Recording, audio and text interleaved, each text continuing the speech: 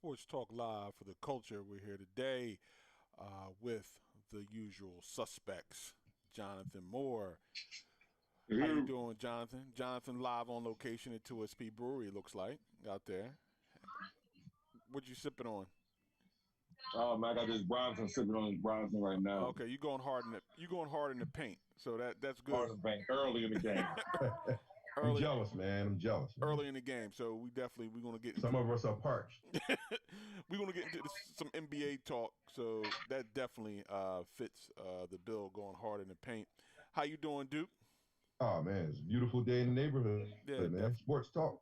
yeah, definitely. I want to jump in and talk a little bit about uh, the NBA, the NBA playoffs behind the bubble bunch. Everything is getting started. Everything is progressing nicely here. It's interesting because you don't have home court advantage. It's kind of like you're meeting down at the playground and who's got next. It's just kind of net situation. Some of the games that we've seen, I think, would have had different outcomes if teams were had their home court advantage, and that plus and push you get from your fans and crowd that kind of turns down the secondary and tertiary players on the other team and pumps your secondary and bench players up. You don't have that, so you kind of just out there playing some raw basketball. So, what's your take of these early stages of the NBA playoffs, Duke? Um, well, first and foremost, the NBA. I think the way they went about this whole, the scenario because of the pandemic, I think is A plus. And second to the playoffs, very impressed on the competitive side of things because I was looking for when everything started to be a little slow, Mm-hmm. people getting themselves together, and then when you have regular season, um, I was looking for the downward, but as the playoffs are in every sport, you do see guys elevating, and I think that we are witnessing that people elevating their games. I like what's happening. You got certain guys like we talked about Damian Lillard last week, who's let it be known. He said, I'm a baller. "Yeah, I'm a baller. I did not come here to waste my time." He Yeah. said, "I'm here," and we saw what he did in Game One versus the Lakers. We saw what he did throughout this bubble thing. He's playing at a elite level, making people raise questions about, hey, like, is he one of the best little guys to ever do this thing? Yeah. And when you raise questions like that, it's only because of your play is outstanding. So kudos to him. I love it. I love little guys who, in today's era where people will look at the big man and a little guy and be like, oh, I'll throw the big man away for this little guy. Mm-hmm. That's the era that we are now, right? Yeah. But we're seeing great play all across the board. We're seeing some shockers. We've seen Milwaukee go down, Bounce back. uh, Yep. which was a surprise to everybody. Yep. Whether or not Milwaukee bounces back and shows them that you don't belong, just like the Lakers did to Portland the other night. They kind of like, okay, this is who we are, the Lakers, and they kind of solidified themselves as this is probably going to be how we're going to do this probably these next few games. That's the feeling I got from the Lakers. But we're going to see. We're going to see. This is what the playoffs is about. You get to, people get exposed. Players get exposed. Coaches. Coaches get exposed. We'll get into that. GMs get exposed. So that's where we are, and I'm loving every minute of it because you a lot of things come down to just the players. A lot of things Yeah. come down to just the coaches. And you get to see what it's about. So Right. I'm watching. I'm tuned in. Jonathan, what's your take on this the bubble bunch and the NBA playoffs so Oh far? man. I mean, it's good to just have something that we can all say we seen something different. We seen something that never been done. They're pulling it off. it looks like they're gonna continue their playoff season. It doesn't look like no, as far as the keeping them away from everybody in the bubble. Feel like that's working out as far as that side of things. But playoffs is very like Duke said, very interesting. Like there's nobody's no home court advantage. So it's like certain players. I don't want to say nobody's name, LeBron. But certain players is like I bust my ass this whole season Yeah. not to have home court. Like what? So it's a shock to some of these players, and maybe Giannis may feel the same way, but LeBron has made it vocally that he feels that way pretty much.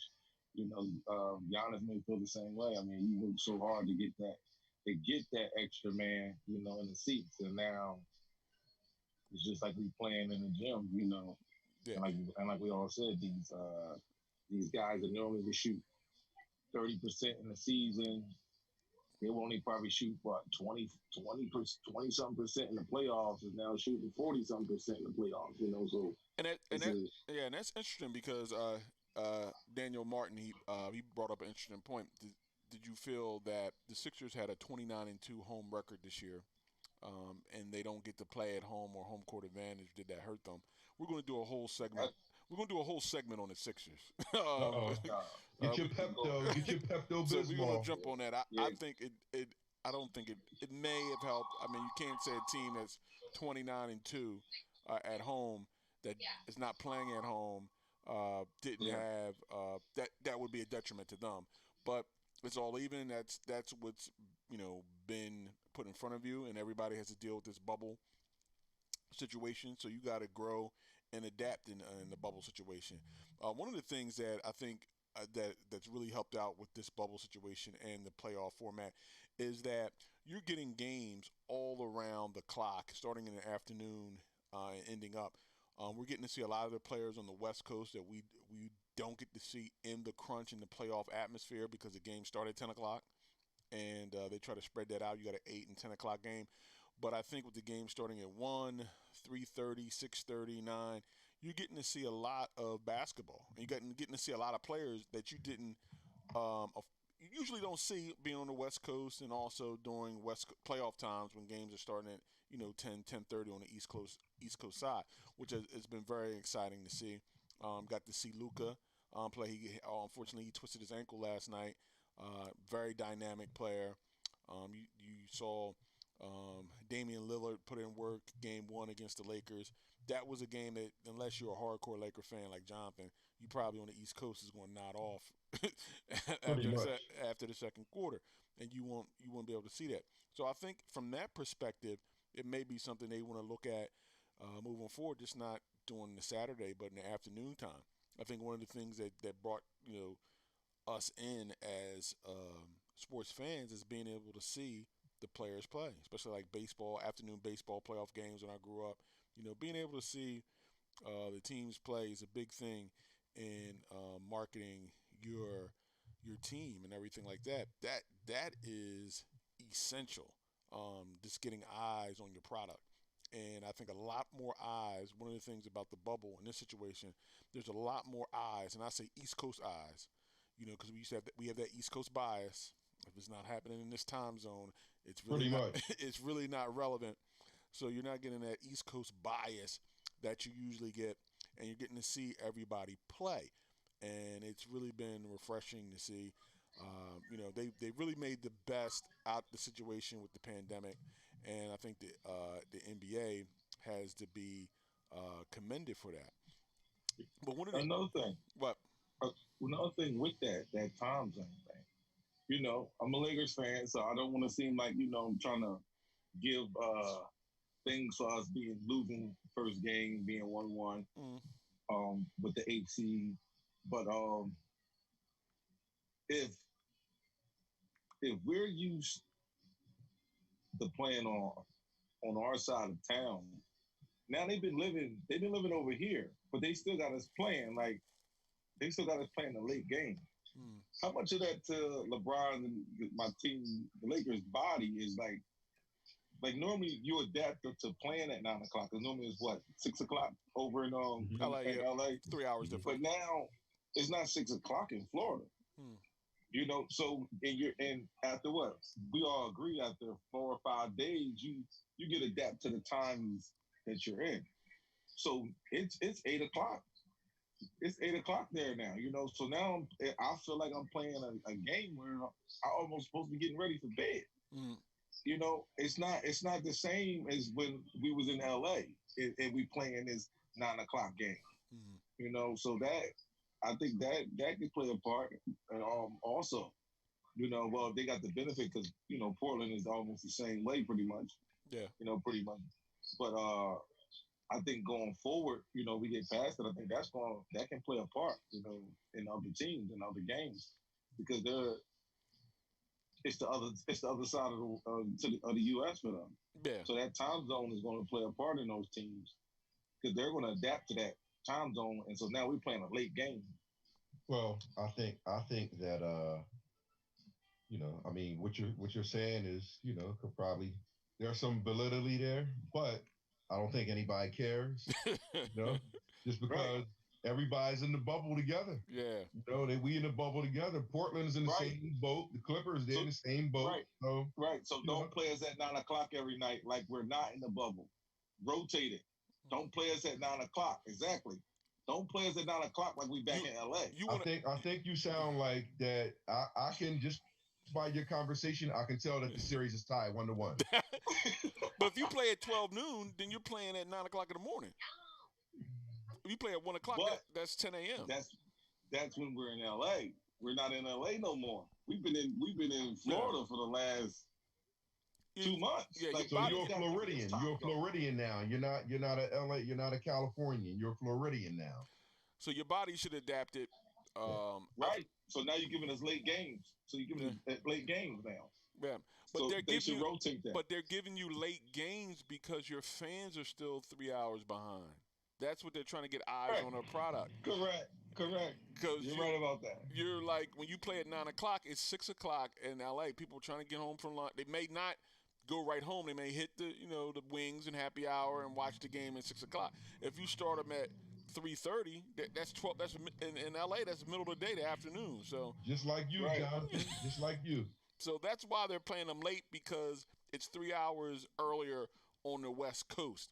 I For think their fans. for their fans, so their fans can get eyes on their team, the Lakers, and So they feel like it feels like a regular time for them, for the yeah, fans. like a 6 o'clock start. For But- them, it's But like in it's token to that, now you're playing 2 hours before it's. But once you get off, once you get finished playing, it's very bedtime. It's 12 o'clock. yeah, So you're playing. You're still, but the player. I'm not talking about the fans. I understand why they're doing it, but the Yeah. player is taking a hit on that. Do I smell an upset? Is that where we're going? Listen, we don't got no guard play, man. yeah. The Lakers if really they don't- struggle from guard play, and you see the Sixers. I want to jump in the Sixers. Avery, Struggle Avery from guard Bradley play. not playing is so big, man. So much bigger than anybody would think. They miss because Rondo, man. They miss Rondo. They miss. Avery Bradley was a better defender, even though Rondo's a better all-time defender than Rondo's a better all-time defender. But right now, their careers, Avery Bradley's the better defender at point guard than Rondo. Mhm. We missed both of them. Yeah. And the hit that they took, like when you look at them two players, you don't look at them as players that really should move the board.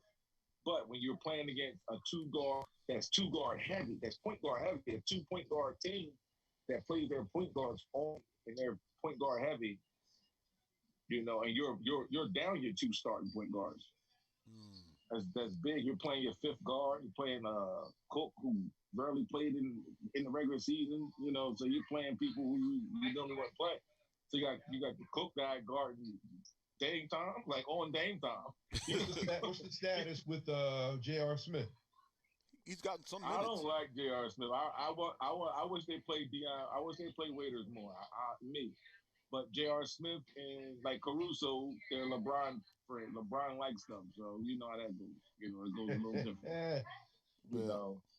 I think Cook may have better defense than Caruso, but LeBron likes Caruso. He likes the energy Caruso brings. So that you know how that goes. So, yeah, and definitely I think moving forward, it's who's which team is going to be able to focus, what team is going to be able to get themselves together under these circumstances. It's going to have the opportunity to win. One series that I was looking at very closely was dear to my heart, and it's almost a sweep away. Is the Celtics versus the Sixers. The Sixers don't have Ben Simmons. They're without their other top player, and now they're down 3-0. They haven't won a game. They played hard last night, but once again, under the Brown era, they were unable to execute in crunch time and able to find their best Philadelphia. Well, you look at what they've done, right? Mm-hmm. They basically said, okay, Embiid's our guy, Tobias Harris is our guy, Ben Simmons is our guy. Who else did they lock up over there? Tobias Harris. About Tobias. I think it was what Horford. They gave him like a 4-year, $100 million yeah. deal. Yep. So when you start locking guys up, that's like, okay, this is what we are doing for the future. Yep. And then on top of that, Toronto 2 years ago, Toronto won the chip. Yep, last year. The Sixers, you know, Game 7, Kawhi knocks them out. Yep. So you take all that stuff into consideration, and you're like, okay, the Toronto beat us, but they just beat us by a hair, and they won the chip. Yep. But we had Jimmy Butler. Moving, right. And it was a travel, and let's not forget Kawhi travel. They didn't call it. Okay, home cooking is what we call it. That's what listen, I'm not even a Sixers fan, baby. I'm just speaking the truth. Hey, listen, if you break all the games down, you're gonna find about 20 to 15 of them. Yeah, but we not worried about the charge that was called in the first quarter. We're not worried about the elbow to the face in the boxing ring in the first quarter. We worry about the low blow in the 10th round. Like we're not, we're not going. That's a little different. If we go and critique, that's what it's going to do. It's going to open up a critique dictionary, right? That's what you're going to do. But I think though the answer to the question soon is, but you were there, you were right there, and you said to yourself, okay, this is a team that we're going to go for it, and I like the players I got, and we're going to lock them up, right? Yeah. We like because that's what you're establishing. This is our coach. This is the players. Now, but they left. They missed one key point. That was Jimmy Butler. Right, down. Right. What happened in that process was, in which I think was, it was instrumental in moving forward, was locking up Jimmy Butler. Yeah. So we know as former athletes and guys that been around sports, he was the difference maker. He was. Yeah. Right? Regardless of all those other guys, he was a difference maker. All right. So the difference maker is not playing. So what do? Do you just say to these guys, okay, we're going to do it without him? Well, you're saying to yourself that you're going to do something without the guy who's like the dog that you need to win. So right now, you're already behind the 8 ball because he was the plan to be there to moving forward, and you don't have him. Yeah, and so now everybody gets exposed, kind of. And the Celtics are the better team. I mean, right, especially without Ben Simmons, they're the better team. But I didn't expect them to get swept, though. I mean, I didn't expect them at least. Well, you're the better team, without Jimmy Butler, or you're the better team if he's there, right? It changes everything. So it exposes the coaching, it exposes the GM.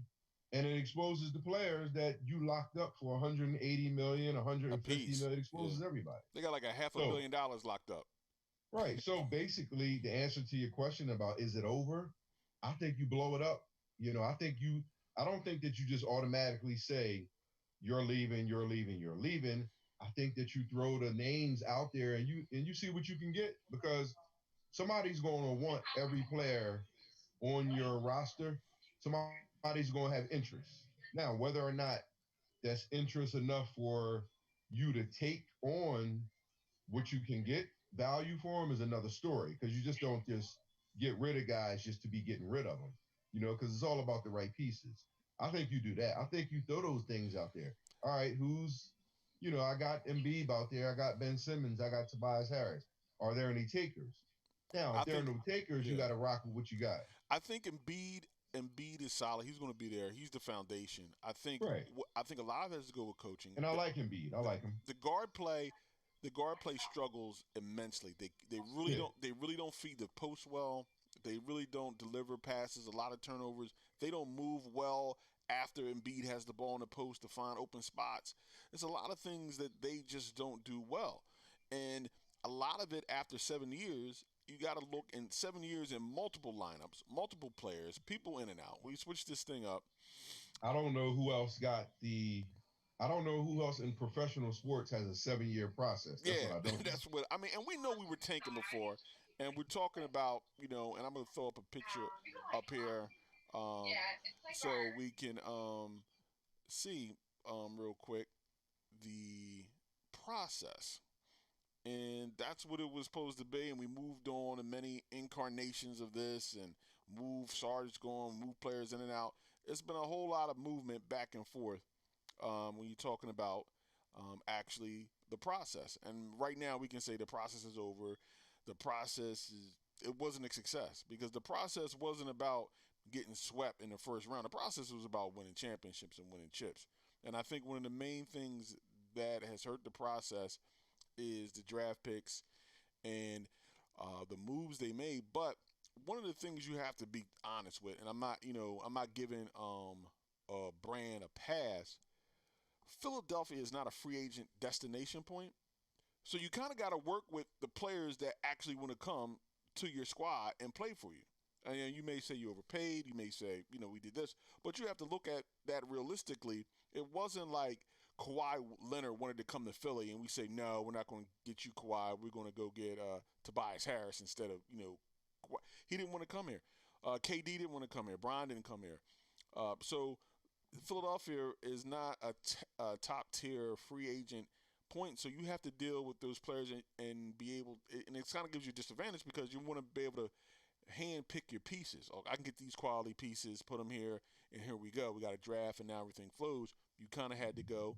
Jimmy Butler didn't want to be here. We traded for Jimmy Butler, and Jimmy Butler wanted to go to Miami. So you're in a situation where you are not at the best, free agent destination, and you're asking people to try to come. Yeah, because when you look at it, it's like who has who has came and stayed. Yeah. Barkley. I mean, who has came and was willing to come and stay. I don't know. So it shows that Philly has to do it through the draft, and what's going to haunt them for the next. I don't know how long it's going to haunt them. Them not taking Tatum. A lot of Philly fans are like, hey man, they still haunted from Paul Pierce, man. Yeah.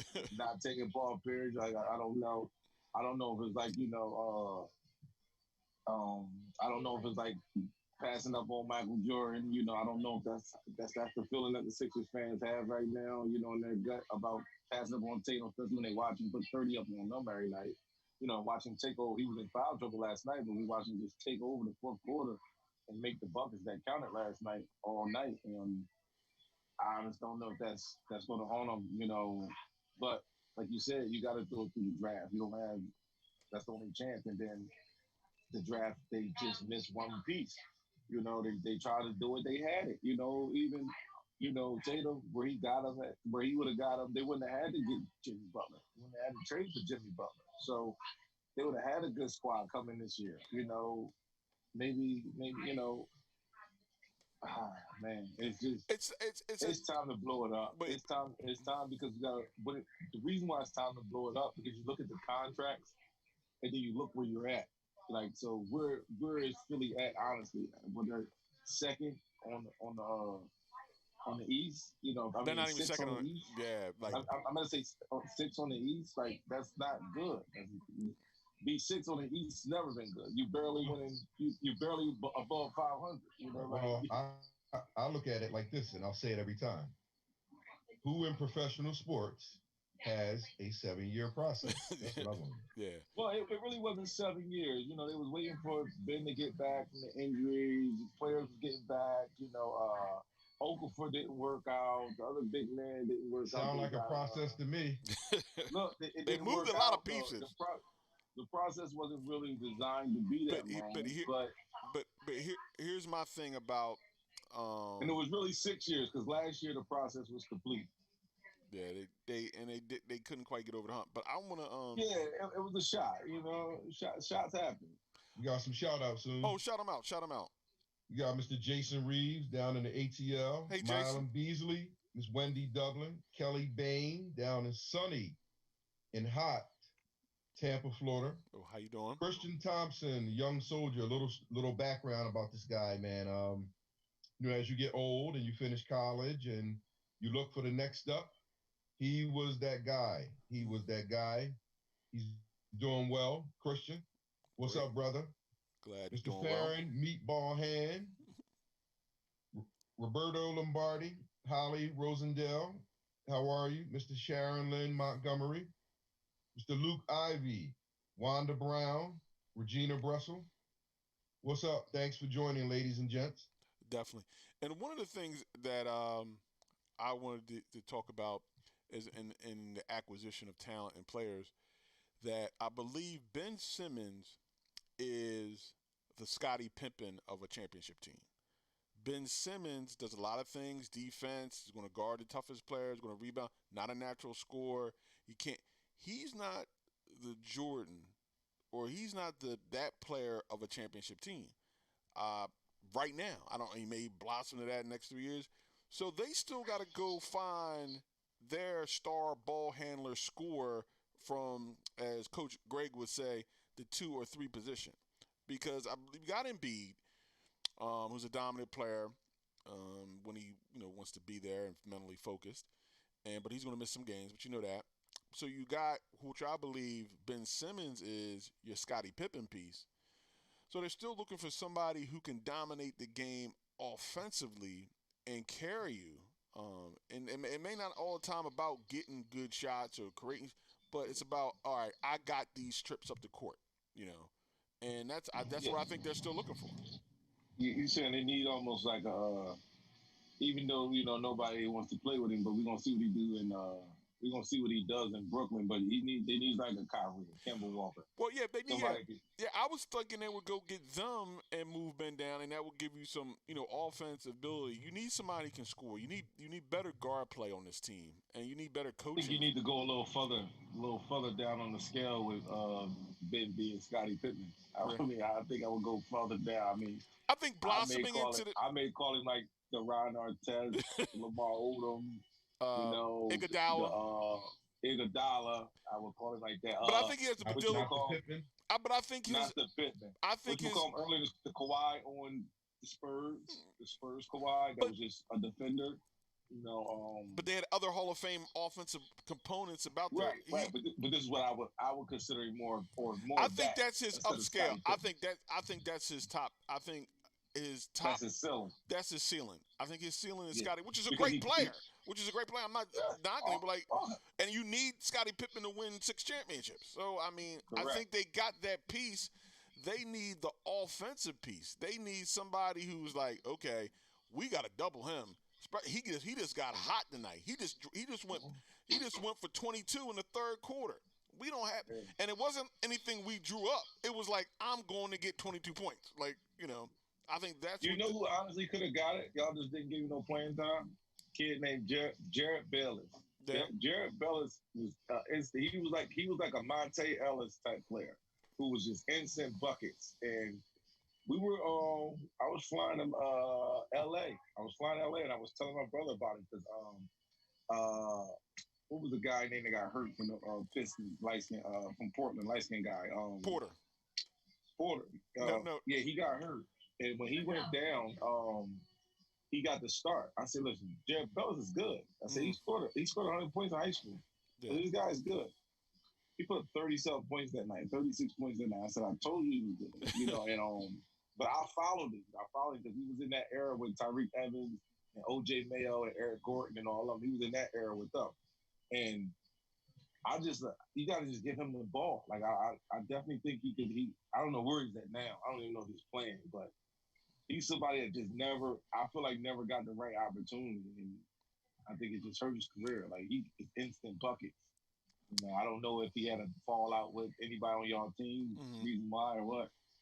But I mean, Yeah. coaches have their favorite players, and I think the team you think would be the identity. They were supposed to play bully ball. They never really identify with bully ball because I don't think they really could play bully ball because they don't have the guards that can feed the low post and get your. And it's something about a guy that can pass the ball to you when they know you're in your sweet spot. They know when you're in the right spot. You kind of get that kind of feel, that connection. That okay, I know what he's about to do. Let me get him to rock. And then when teams go to double team, we have the ability to hit threes, hit shots, and move to the open space. It's just basic stuff the Sixers just haven't been able to do, and they've been careless with the ball. So a regime change at the top has to happen. I mean, we've given Brett Brown, and I'm not one of these guys that run out here and say, fire the coach, because the players have accountability too to themselves. But I believe the culture here is not a championship culture, and that No. starts with the coach. It was interesting that I was watching the game the other night when they were talking about the Celtics, and the Celtics had put a player in because the Sixers had made a move. But the Sixers then moved away from Al Horford, so they pulled that player right out the game. And the guy was saying a lot of players don't like that. You about to put me in. Now I'm not getting in. I'm not getting any time because we're playing a game of matchups. You know, they sit down and Celtics said, "Look, we're going to play matchups. I had you in for Horford. They took Horford out. They did a double. You're going to sit back down. I'm going to put this other guy in, and you have to go to the bench and be able to take it and have the culture for them to do that.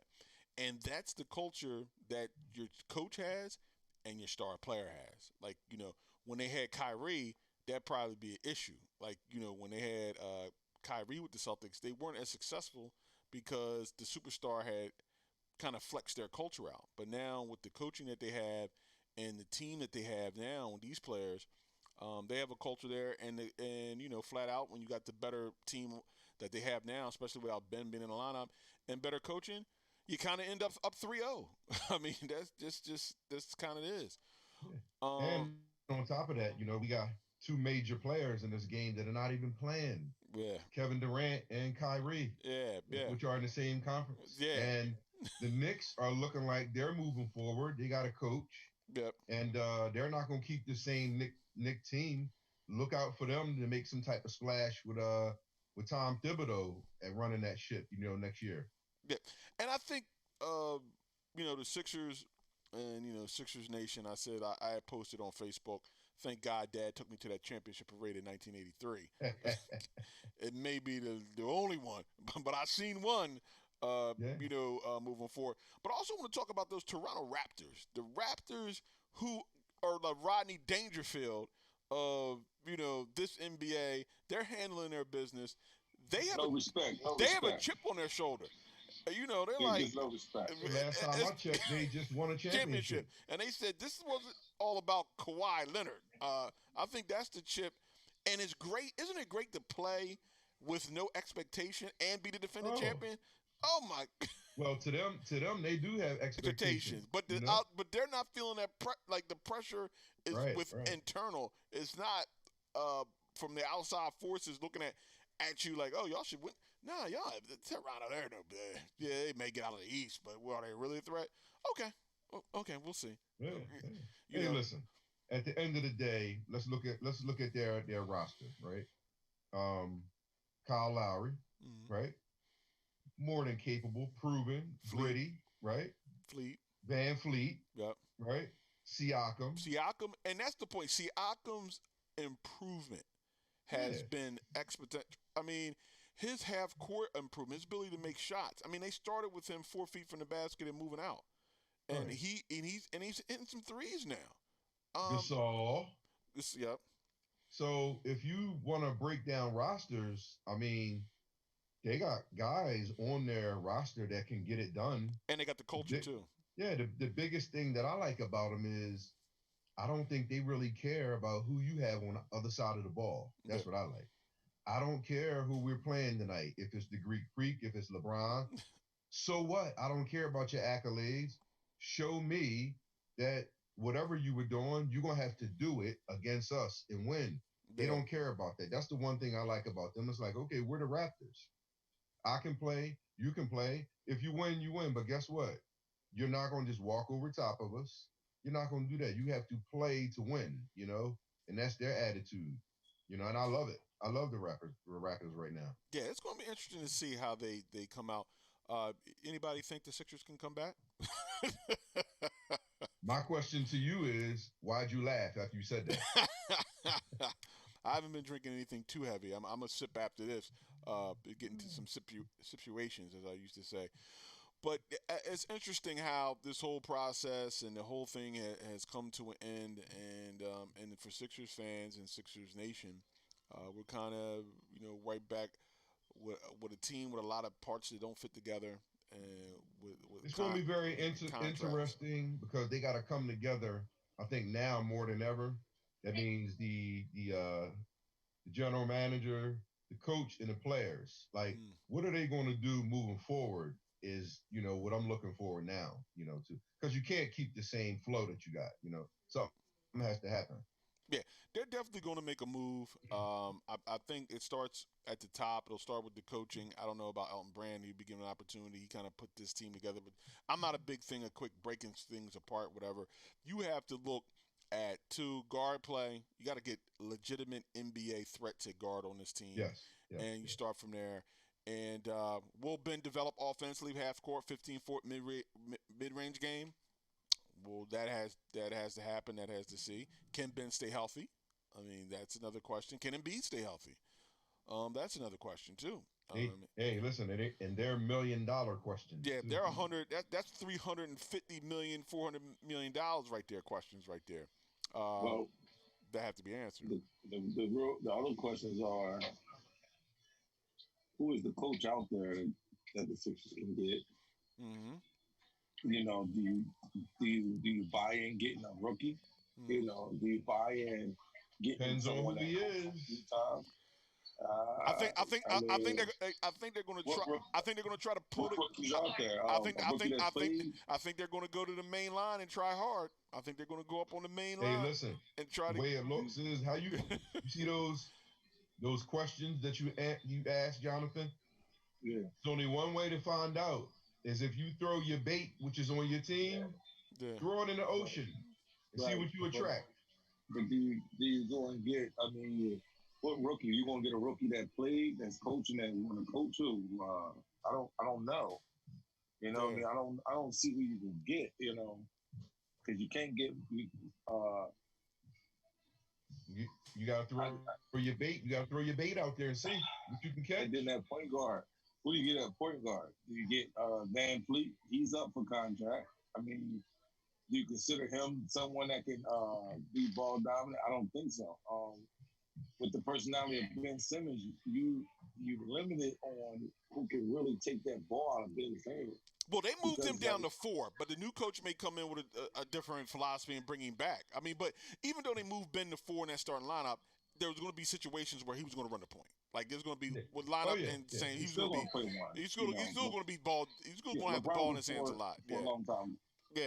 Yeah, So LeBron was moving the forward. four for a long time, and just today he said he was playing a one, and we all looked around like you've been playing a one. Yeah, Like what are you talking about?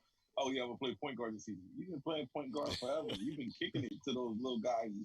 You've been kicking it to Mo Williams in the corner. You've yeah. been bringing the ball up, giving the ball to Mo Williams to shoot those corner threes. So you've been playing a one since we can remember. But I don't see that point guard out there right now that can really push him off his island and make him have to play the two or the three. Well, he can't play the two. Make him have to play the three or the four. Just don't see that.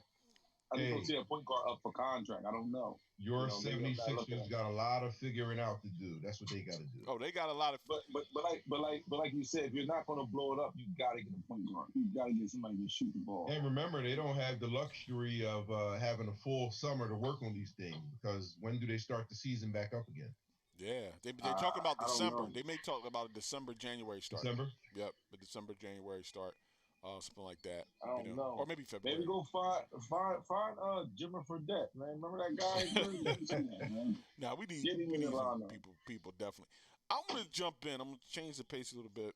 The one thing about the COVID-19 and this pandemic, it has conferences, your power conferences, your money, your billionaire boys club, as Brian Duke likes to say. Um, moving forward, some are sitting back, some are moving forward.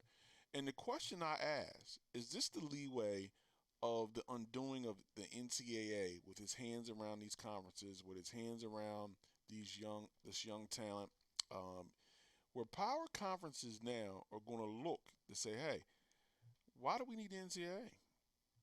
Look, if we want to play, if we want to make our own rules and negotiate our own television deals with all these stations out here, Fox Sports 1, ESPN, CBS Sports, uh, why don't we do that? And they made the NCAA is not stopping anybody from participating in fall sports. They're making suggestions. So won't we suggest that we come together, the Power Five, and do our own thing with our own rules? Give stipends, pay kids, whatever. Move away from the amateurism. Do you think that this may lead to that opportunity? You know, definitely with Ohio State now doing home and homes with the SEC. There, it's coming in more where you actually can create Power Five conferences and have actual revenue and not bow down to the NCAA anymore. Well, listen, we know what this is about, right? Mm. It's about power and it's about money. Now, if the Power Five schools decide that they want to do that, I'm all for it. Mm. What you're going to have, the problem is, I've been getting paid, meaning the NCAA, for so many years and made billions of dollars. And you're just going to just think you're just going to cut me out. Mm. It's going to be a fight. So, What do you say? I said, the NCAA, they've been making billions of dollars, right? So you just think that you're just going to just cut me out. Yeah. If you think that I'm gonna just lay down and just walk away without a fight, there's gonna be a problem. So with that's what I said. I said what Denzel said in training day. Yeah. You think you can do this to me? I put cases on all you.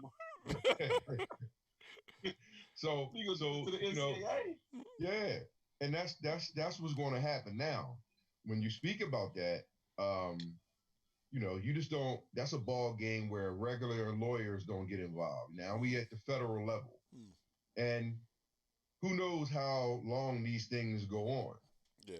I'm all for the Power Five schools doing what they want to do because at the end of the day, guess what? The NCAA is not making you money. Now, there are just the what you want to call the backbone or things like that. But the last I checked is if something happens to anything, to any of the players, on whatever scale you want to, people usually run to the university and say, I'm going to sue the university. Yeah, they don't sue the NCAA. Right, they don't sue the NCAA. So, you know, that's letting the Power Five schools know that, hey, wait a second, we really run this thing anyway. We have people that are in high places at the universities, like the presidents and the ADs. They know how these things operate anyway. We know how much revenue we bring in. So maybe I don't need them. I can do this myself. And I believe it's enough, it's enough money out there where they can do that themselves. They don't need anybody to tell them kind of what to do because, the last that we all check, we're former athletes. We know how these things run from top to bottom. We don't need somebody to give us orders to tell us what to do. We don't need to do that because our operation is running itself. So they can do that. Now, some of the smaller schools, they might need the NCAA for certain things. I don't know what kind of parameters, that because it's something that they can do that probably benefits some of the schools. But when you talk Power Five, I don't think that they need the NCAA. I think Yeah. the NCAA needs them Yeah. more than they need them. And I think the NCAA. I think one of the things when you're trying to you figure out exactly, they're trying to keep everything fair. They're trying to, keep everything above board with this amateurism that they've been promoting for years. But I think what has happened with the mega contracts on the television networks, the production, the national championship basketball game came on 9 o'clock. Jonathan, just 9 o'clock for the West Coast people. That game started at 9:25 for what money TV ready Ravens, That's and it. they had performances, they had people playing, they had concerts, everything out there. So this whole aspect of amateurism is kind of going away in the lucrative deals that the NCAA charges for broadcasting rights, and then also you had your schools and your conferences getting their own channels. Like Right. you have the Big Ten network, you have the SEC network, you have the ACC network, and Notre Dame has its own television revenue stream itself. Doing their own thing I with the think I think it's a independent. situation where now the rabbit has the gun. Yeah, It's like, okay, if I'm a major university, like I said, you know what the dollars are. I think you're talking to the NCAA like, uh, do you know we can really do this ourselves? yeah, So I mean, it's probably a place for you, but can you show me what you can do to probably help our relationship? If you can't decide that, you can't find a place where you can fit in, then we probably can do this without you. And like you said, like y'all saying, it's probably they probably going to make they could make more money without the NCAA. The Right, the bottom tier people is probably who need them. Like you right, said, like they right. probably can't make as much money, but the top guys they're going to realize, like, hold on, we making more money. Oh yeah, Not even dealing with these boys. These boys just coming and take our bread. It's almost like they just a mob or something. They give me what they want and they set me up. And then, you can call them the mob, you can call them the union, you can call them whatever you want to call them. yeah, right. Because the operation is running. It's already Yeah, up and running. right. All they doing is coming fast and grabbing the bag. Right, You know what I right. mean? and Like, and, and then if you look back at uh the um the movie we reviewed about the young gentleman who was pursued by the federal government, the Second District Court of New York, when they were going after Rick Pitino for bribing coaches, or whatever, and how they met that they were state employees, and that's a federal. You alleviate all that because no longer Oh, we're no longer the NCAA. We're not breaking any NCAA. We have our own right, rules. right, right. We have you eliminate all that. Yeah, You don't have to yeah, worry about right. if, someone. if Dion Let's want to check buy in me a with car, them. he can buy me a car. Yeah, Yeah, Dion can buy let's me a car. yeah, yeah. let's This is my check in homeboy. with them to see if we can do this. That's those. You don't have to do that anymore. It's Trade like, off my All own okay, that's name. done. yeah, Yeah, you can trade off my own name. If Jonathan is scoring 3 touchdowns a week, and the local dealership wants him to come down there, my Benz, and he can get one, and he can sign autographs down there and make money off his likeness, and which he should be able to. I mean, oh, Right. absolutely. Hey, listen, we've been around long enough. Just think about this. You know how you have guys that were, remember in our era, there were guys that, whether it was football or basketball or whatever, they were stars on their campus for 4 years at one point in time, yeah, right? Because they could have came out sophomore year, they could have came out junior year, but they stayed. Could you imagine the Christian Leitners, the Charlie Wards hmm that stayed in school all those years, how much revenue they could have made for yeah, themselves yeah, before they left college? and you didn't If have. they could have just sold their jerseys, oh my goodness. Yeah, and Tim Brown and SMU wouldn't have to go on. What's actually Tim Brown said the SMU deal was better than his rookie NFL contract. Yeah. He ended up going to Notre Dame, but he said the SMU deal was better than his Raiders contract as a rookie. The one thing I can say, this is the one thing I can say. And the funny part, Eric Dickerson doesn't even talk about SMU. He's just like every time they say, Eric, what happened at SMU? Oh yeah. I like Eric. I got a question that we weren't talking about today, but I was working today. When I'm at work, I'm isolated and I'm just thinking about stuff. Like I come up with TV show stuff. I come up with movies. I come up with comedy jokes. I come up with raps. I come up with everything. Okay. So what I was thinking about was, why wouldn't everybody talk about maybe not the greatest player, but like greatest athlete? And Duke, you should like this. I was like, why doesn't Cordell name come up? Like, this guy was a quarterback, running back, receiver, punter. How he's not considered a greatest athlete of all time? Like, his name is never up there. It's Bo Jackson, Deion, Michael Jordan. You're talking about Slash. Like, we never hear Slash name, and this man played five positions and really played them. Not just got there for the day. Like, he really played these positions. I think that you can't take anything away from him, but I think it also has to do with him dominating. Like we've seen a Cordell Stewart before. We've seen that. I don't think we've seen another Bo Jackson. Right, but what I'm saying is we haven't seen a Cordell Stewart that went and threw for 2 touchdowns and then lined up at running back and then punted the ball. Well, Randall did that. I think that you break. He didn't play running back though. Randall didn't line up at running back or receiver though. I think there are guys that if you decided to take them and do that, I think there was plenty of guys capable of doing that. I think the situation was just perfect for him. Right, but he did it. We can't argue about Len Bias being the greatest of all time because he didn't get to show us.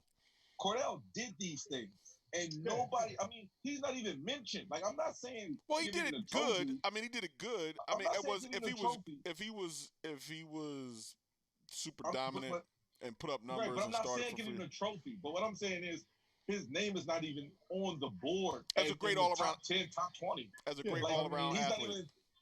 You don't even bring his name up as an all-around athlete, and this man lined up anywhere on the field. Yeah. Well, I think lined up anywhere on the field. I think like I said before, I think the reason why we saw it was because of coaching, right? I think if you take a Michael Vick and he's under the same, I think he does the same. I think Randall, if he's in that system, Randall does the same. Randall was the All-American punter. I think what I'm saying is, but Cam Newton does the same. I think they all do the same, but I think it had to do with. I'm not discrediting him, but I think as professional athletes, they'll probably sit and tell you also, oh, it's no question in my mind, Cam could have lined up at tight end. Cam could have lined up at running back. Cam could have, split out at wide receiver. I think that. But what I'm saying is, you're naming. Michael Vick is named as one of the greatest athletes. So what I'm saying is, you're naming people that's named as the greatest athletes. This man is not. That's what I'm saying. He's not even in the speaking. I'm not saying give him the trophy. Yeah. I'm saying you don't even bring this man's name up. I understand. Why his name doesn't even come up? That's what I want. I want to know why his name never comes up in the debate. Period. I'm not saying give him a trophy. Right. But if you putting 20 guys up there, why is his name not in those 20 guys? I agree. He was definitely a great talented athlete. That's for sure. Right, and that's what I'm saying. Like, we don't even bring his name up in the top 20, and when we make the brackets, his name doesn't even come up. I agree. I don't think that should be good. That's not good to me. Like, how his name doesn't come up at all. I'm not saying give him the win. That's not what I'm saying. I'm not saying put him ahead of every Deion, everybody. I'm not saying that. I'm saying why is he not even in the conversation? Jonathan's saying he's not in the class by himself, but the class he is in, it doesn't take long to take the roll, as they used to say back in the day. It's not a long attendance sheet. You know what I mean? I was just thinking about that at work. I'm like, we don't even mention him. Like, I never even seen a list mention him as a greatest athlete, one of the greatest athletes. And this man lined up anywhere on the field. Yeah, like, I agree. And I don't care what position you play in football, you got to be an athlete to play any of those positions in football. Oh yeah, especially Like at the it doesn't. professional level. I mean, Yeah. and Right. at big time And college level. everybody can't line up under center. I'll give you that. They just can't get under center. Everybody can't do it. But we got some shout outs too. Oh, shout him out. Yeah.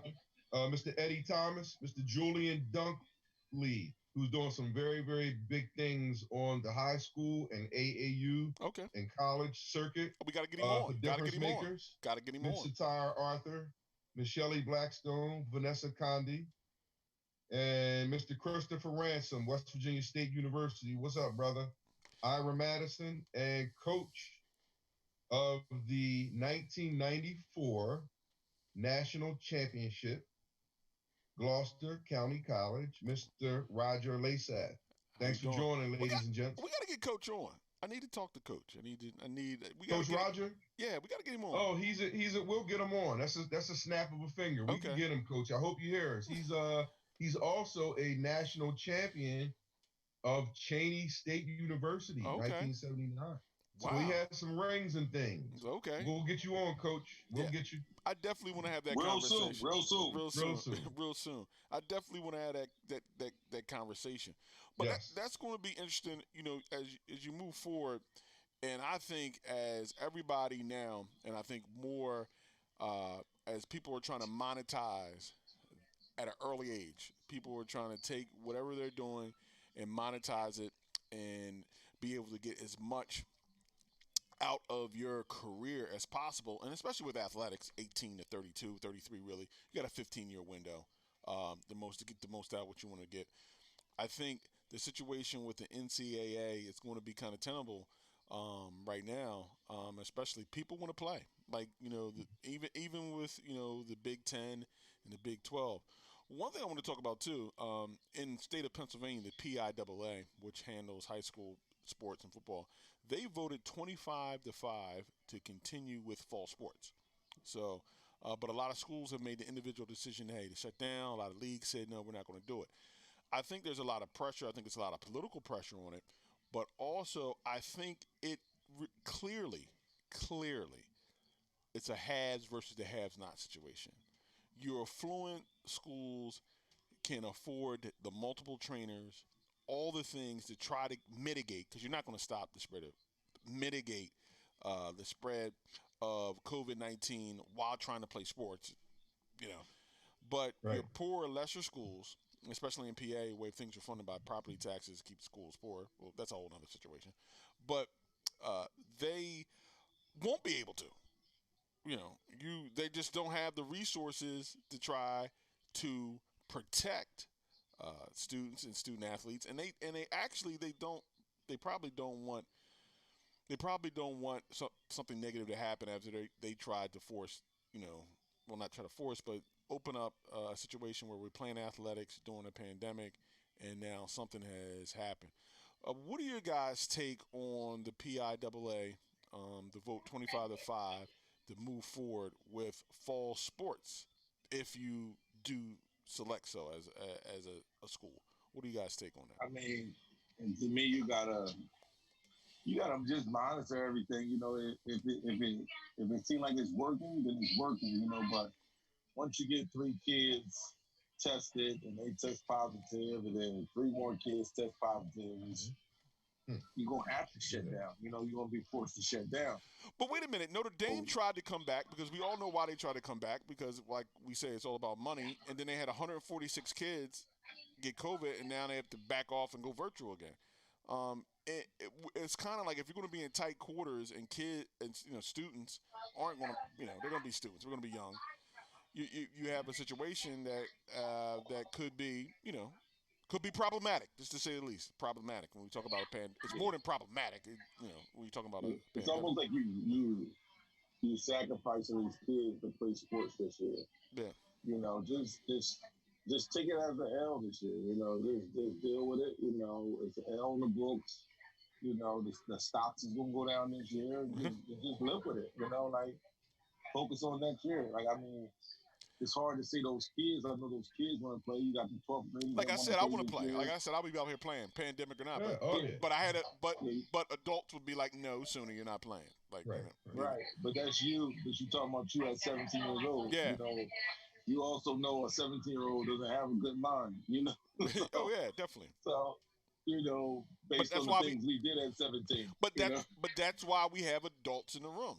And right? adults in the And room. it's like, And look, I don't. just take the hit. Yeah, The stocks is gonna go down. Everything's gonna fall to the ground. Just take the I have hit. no problem trying to go to school and face to face instruction because a lot of students need face to face instruction, but you necessarily don't have to play football. You know what I mean? That's not you know part of. I mean, sports play a great role. Don't get me wrong, but that's not a necessity when you're trying to mitigate a pandemic. Right. Playing sports. I mean, you're trying to mitigate it and go in and get your education. Mhm. That's one thing. But you're adding the extra risk. And like I said, the haves will be able to do something. The have-nots won't be able to. You're going to have a disproportionate uh, precipitate.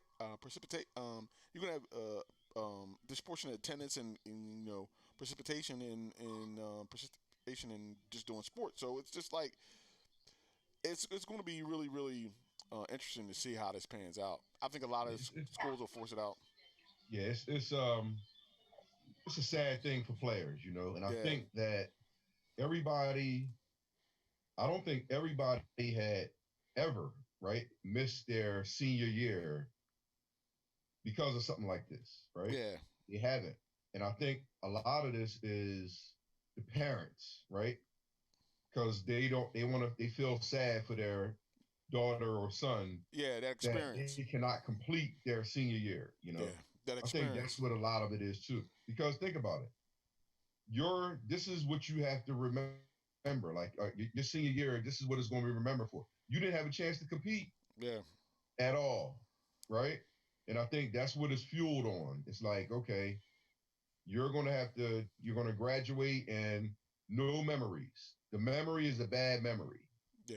And I think these are the parents like, listen, we're going to have to go with it. We're going to have to do this. We don't care because we want to remember something good. I think that's what's fueling them, Hey, do, do, you know? do you think it's Right. selfish on the parents' part, or Oh, absolutely. are It they is a Because little bit. are they living It, yeah, it's are they living it's vicariously selfish. through their child? Not Yeah, looking at the big it's picture. selfish. It's selfish because of you got to understand what it is out here. It's not like it's a lot of the unknowns. Like what we know right. is people are losing their lives, Yeah, right? Right. So, you can do your own thing, but it's like there's people dying right here. And we don't know what to do for it. We can say be healthy, we can do this. Oh, vaccine, we're we gonna don't have a vaccine. that's We're kind of right, in the same right. place we were 6 months ago. No vaccine. Exactly. Now, But if it was like, okay, if this happens to you, um, you're going to be fine. All you got to do is take this and just do this. Then it's like, okay, I can see them moving forward. But yeah, when you're if it was playing the flip, sports, there's nothing about social distancing in sports, Mm, and that's what they're preaching. Stay away, No, in football, you huddle. In yeah, soccer, you running into people. So that's the thing with you me. I pick think up I and think it's pick selfish. I think it is, bas Yeah, selfish. it's yeah, very something. Basketball set the tone for what you got to do, but You can't do that in high uh, school yeah. no, you can't. You can't. There's no way. I mean, it's unless you spend the night at school. yeah, yeah, not in regular high schools now. School. Brandon Jennings, I think he went to a prep school with Oak Hill. I think they stay on campus. I think where Brandon Jennings, I believe he went to Oak Hill, and I believe where he went, he was that's why he was okay with going overseas. But he Mm, said he still got a little homesick. He said, yeah, but he never really seen his parents that much. But everybody's talking about so kids are going to get the short end of the stick as far as like scholarships and this and that. But the colleges still got to get the scholarships out. It's not like one team didn't get to play. All the teams across the board didn't get to play. mm, So somebody making a scholarship that don't deserve it, mm, just he played good his 11th grade year, like so they still got to give those 12, 15 scholarships out to somebody, yeah, Hmm. so nobody I don't think is as like detrimental as how people put it. like far as like oh, we didn't get to play there last year. I don't know what school they're gonna be able to go to. Well, it's not like just your kid. It's not like you, like we said, it's never happened. So it's not like your kid broke his leg his 11th grade year and had to sit out his 12th grade season. That didn't happen. The whole league set out. Yeah. So it's not like anybody else has a jump on your child because your child didn't get to play 12th grade. But he might have So blossomed. everybody, And usually you're recruited on measurables. right? Yeah, that's all. Unless you were like 5'11" and now you're 6'4", yeah. And they're like, wait a minute. Let me see his hands. How big is his hands? Okay, yeah. He's like, oh, he's 6'4" now. Okay, all right, yeah, he's gonna be a good DN, yeah. They kind of know what they're gonna do with you. Yeah, and that's the thing. So it's not like, but that's what I'm saying. It's not like one person had to sit out. Everybody sat out. So you're not getting. It's not a disadvantage to nobody. I mean, maybe to the guy that didn't do as well 12th, 11th grade and working his behind off season to come back back with vengeance. Maybe him. Maybe somebody had to sit behind somebody that was a running back. Maybe he had to sit behind a running back because the other running back was a senior. And he was in 11th, and now it's his turn, or quarterback. Now it's his turn to be the starter, and he didn't get to showcase that. Maybe, but it would be beautiful. It would be a beautiful thing if they could operate like a college right now. Just everybody get another year. But unfortunately, reclassified. High school, yeah. Can't happen. Yeah. Right. So people trying to get out of high school. Yeah. Yeah. I'll be in high school. Look. I just ain't going to college, Mom. I don't know. My junior year in high school, I was ready to go to college, so I couldn't imagine going back to high school my senior year. Yeah, right. And that's the thing. May do a prep. Most kids too. They signed their junior year. Their senior year is just they just there. Yeah. So a lot of kids, a lot of the seniors already had their committed and where they going at. From last year. Already had their, even if it was a handshake agreement. The college gonna honor the handshake agreement now because they didn't get no more footage on nobody. Mm-hmm. So whatever you did, whatever agreements you came with, everybody's gonna honor it. You're gonna honor it, even though it was a D2 school, but you're looking to go to a D1. You're gonna honor that D3 school because you didn't get a chance to get to nowhere else. The D3 school is the best you got to, and the D3 school is like, look, we got to take this kid because we didn't get to see nobody else. We were already committed to this kid. We like what he did in 11th grade. He got to be, hopefully he stayed in shape his 12th grade season. We called, checked on him. He's still in shape, even though we weren't supposed to call and check on him, but we called and checked on him. We had him run a 40-yard dash. So definitely. Out back. We just ran out back in the alleyway. It wasn't recorded or anything. He was out back, and I called his name and he took off. That was all. Yeah, definitely. So it'll be interesting to see how it plays out, but I still think it's just such a disparity in resources that different school districts have, different schools have, and the participation is going to be skewed to the more affluent districts. Oh yeah. That's always gonna be. It's hard. It's hard to, like, other schools don't have defibrillators. Like they don't have. They're trying to deal with concussions. Now they're trying to stop COVID. Like it's just really. It's difficult. It's hard when you got 3 trainers. There's schools that got 2-3 trainers for each individual sport. Yeah. And then you got Chester High that has one. And somebody volunteering. Yeah. For everybody, for all the sports. Yeah. So you got, it's just a different world. Like you said, it's just a different world. You got this guy, and then the guy you got is not certified in none of the stuff you need to be certified in. He barely knows CPR. You know what I'm saying? I think he knows CPR, child. Yeah, now you got him with COVID packs and trying to bring people to life and trying to. It's going to be tough for the teams. It's going to be tough for the teams that don't have it. That don't have the resources. Like you said, they don't have enough trainers. They don't have enough specialists. More than trainers, they don't have enough specialists to even to go in and really understand everything about it. It's something that they can stop. It's something that a specialist just can say, hold on, y'all can't do that. You can't even put your bottle next to each other.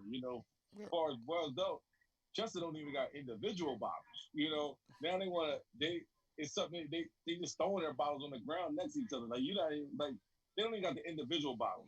So if they get bottles, the trainer is not going to be on top of them on their what they doing with their bottles, how they treating their bottles, how they sanitizing their bottles. Yeah, it's not enough products in the world to keep everything clean. It's not. But when you don't even have the people that can even pay attention to it, it's going to make it worse. You don't even have the people that can tap into it and say, "Oh, no, no, we can't do that. We can't do this." No, ah, it's not going to be good for the teams that don't have the training. Like even high fives, even I just seen some these people practicing, and everybody was next to each other.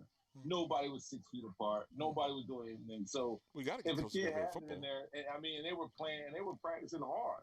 So they were guarding each other. Everybody was receivers and cornerbacks pretty much, but they was 7-on-7. Yeah. Yeah, but if one of them had it, five of them probably got it now out of the 15. Just because everybody was bumping each other, everybody was guarding each other. Like nobody's paying attention to anything. And have people been tested? That's another thing. I want to jump into the NFL real quick because the football with college backing off, the NFL's moving ahead, but they have no preseason games. So has so do we agree that now that we going into do we agree that he should be mentioned in we can mention these athletes? Yeah, in the back page. Yeah. Yeah. Do we agree that he at least should be mentioned? Yeah. All right. I just wanted to think if y'all was on the page I was on. That's all. Yeah, Cordell Stewart, the forgotten man. I'm on my third rushing too. Yeah.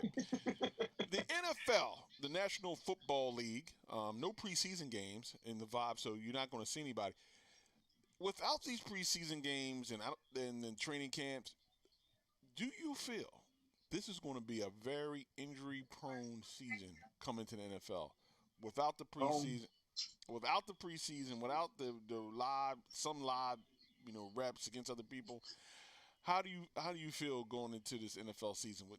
Do you think that like always, it's going to be probably injury prone. It's going to be a lot of calls. It's going to be the preseason, the first. It's going to be the preseason, but it's going to be the starters. Yeah.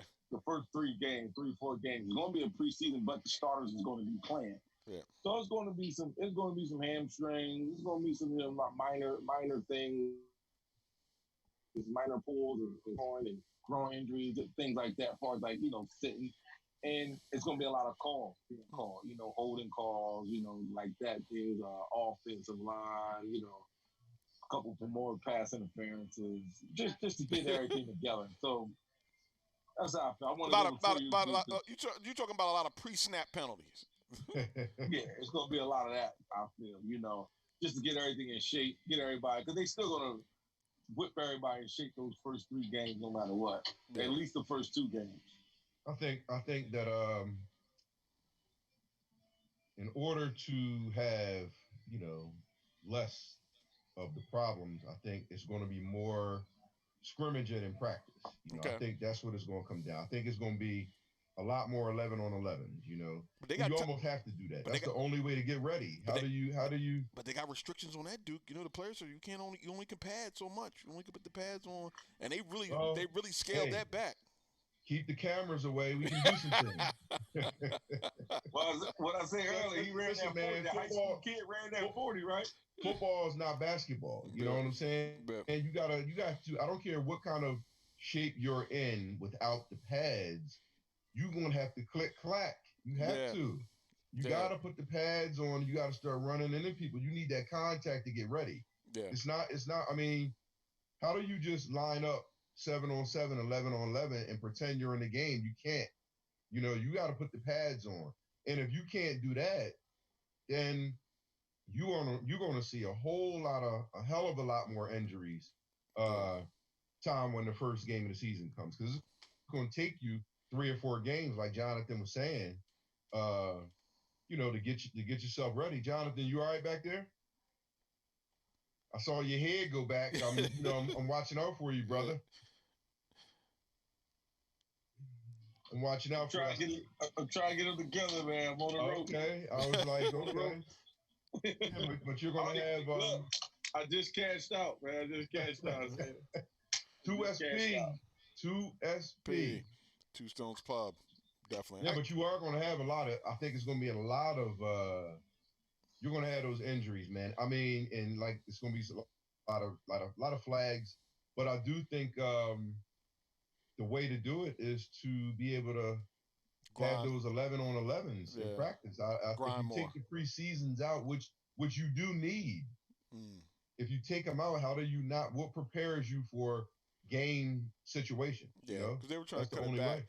So I wonder if any provisions have been made. Look, say, look, we're not playing preseason, but we need to grind a little bit more in practice, player personnel, in that situation where players can actually get a little more touchy-feely, a little more contact in these summer practices.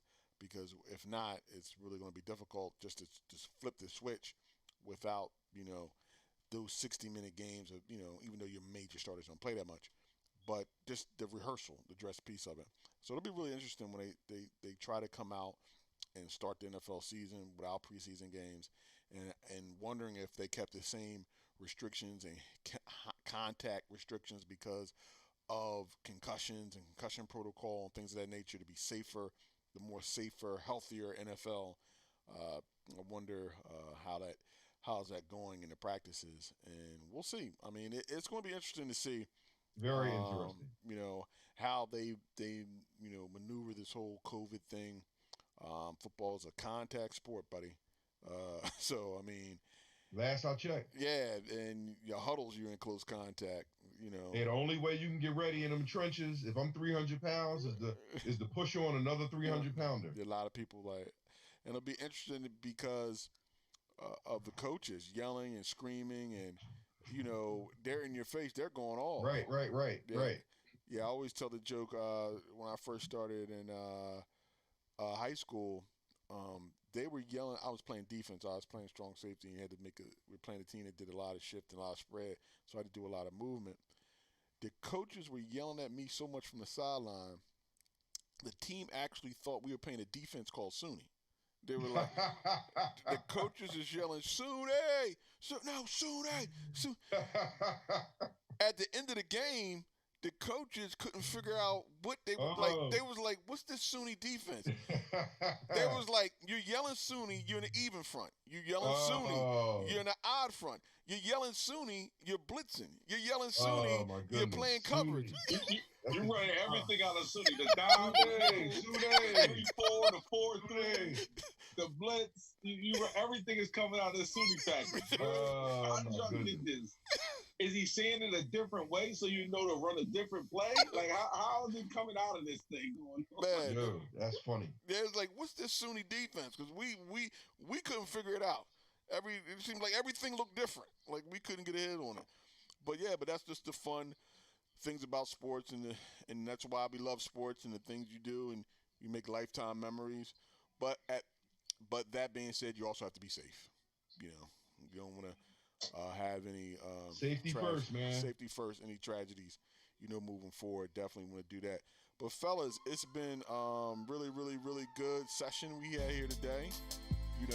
Sports talk live for the culture, how we get down, and we'll be here next week. With the latest in sports, NBA. We'll probably be talking about the firing of Brown, Sixers Nation. But hey, definitely. And go out and enjoy this weather. Enjoy this weekend. Sports Talk Live for the culture. And we out. Culture. Peace. Peace.